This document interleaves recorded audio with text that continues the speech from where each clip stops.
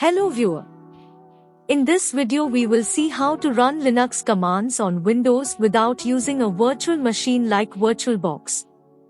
It can be achieved through using Windows Terminal. Let's see step by step how to use Linux using Windows Terminal. Windows Terminal is a modern, feature-rich terminal application that supports multiple command line environments, including various Linux versions like Ubuntu. Steps are as follows.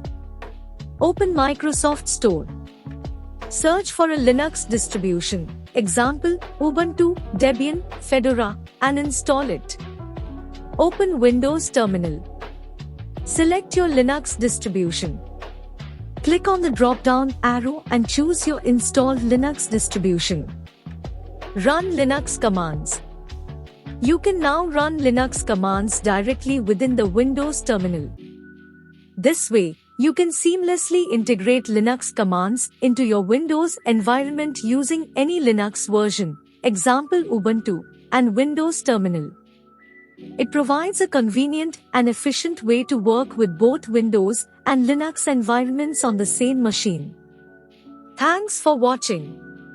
Please subscribe to motivate us to bring up more of such contents.